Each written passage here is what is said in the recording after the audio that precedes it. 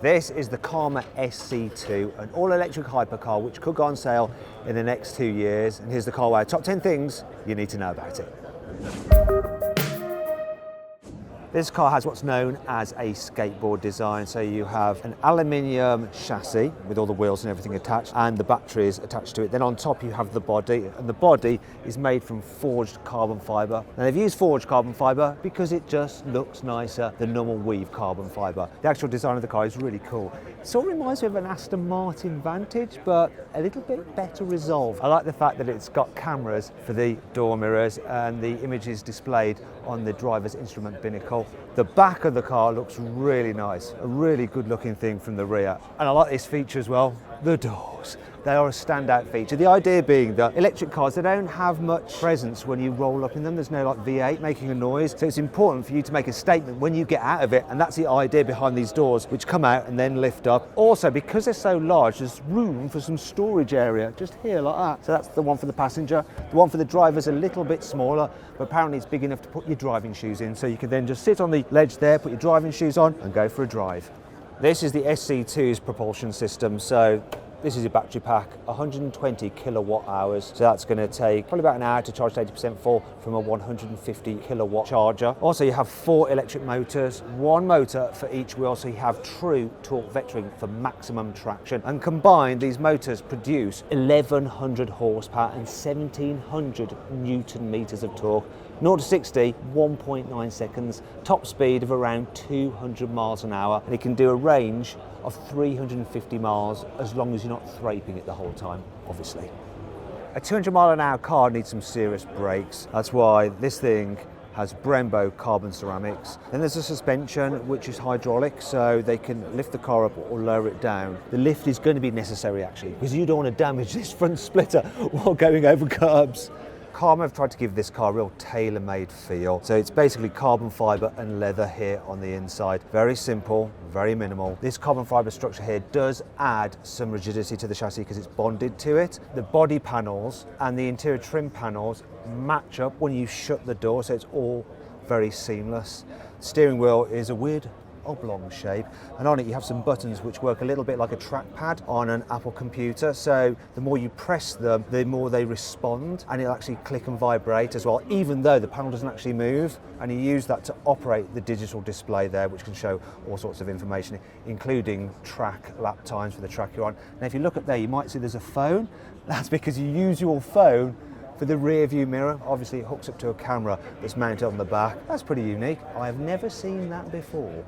Embedded into a black panel just at the top of the windscreen is a camera, and when you take your car out for a big blast down a canyon road, it'll actually record a video feed of what you're seeing as you're driving, as well as all your telemetry data. Then when you get home and park up in your garage, that black panel in the roof is a projector, and it'll project the video feed of you driving earlier in the day on your garage wall. But that's not it. The car's hydraulic suspension will actually move around, so you get the effect of being in an actual simulator, so you can relive your drive, or go get your wife and go sit in the car with me and relive my drive, see my incredible skills as I hooned it up the canyon. If you look in the headrests, you will see that there's perforations in them. That's because behind them are some stereo speakers. Now, the idea is that you're driving along and you listen to music, then a call comes through.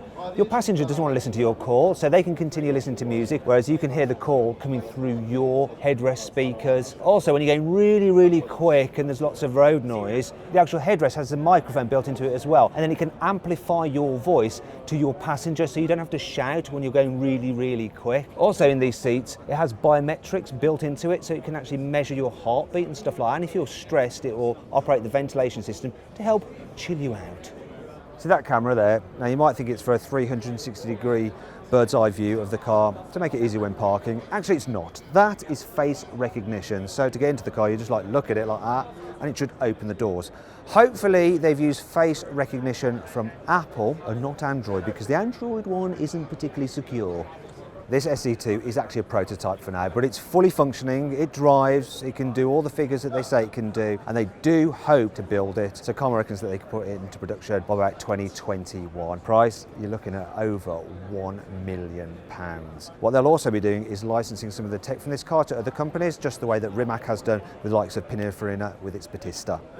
This Roadster is called the SC1 and it's the predecessor to the SC2 and was first shown in Shanghai earlier this year. So it uses the same kind of construction and a similar battery pack, but it only has the rear mounted motors. There's none at the front, so it's not all-wheel drive. In case you're wondering about the name SC, that stands for South California, which is where Karma is based. Karma has also revealed this, the Revero GTS, so it's a slightly sportier version of the Revero, the red car which we've already seen. It's been out a short while. So this thing has 2 electric rear motors with 540 horsepower. And you can do 0 to 60 in 3.9 seconds, whereas the normal Revero does it in 4.5 seconds. It costs from around $150,000 and has a range of electric power alone of 80 miles and a combined range when you're using the petrol motor of 360 miles. That's because it's a range extender vehicle. Yes, it's driven by electric motor the whole time, but it has a 1.5 litre 3-cylinder turbo engine providing some electricity, just like a BMW i8. In fact, the engine comes from a BMW i8. Please subscribe to this channel for more videos, and if you click on the deals box to the right, you can see how much you can save on a new car at CarWow.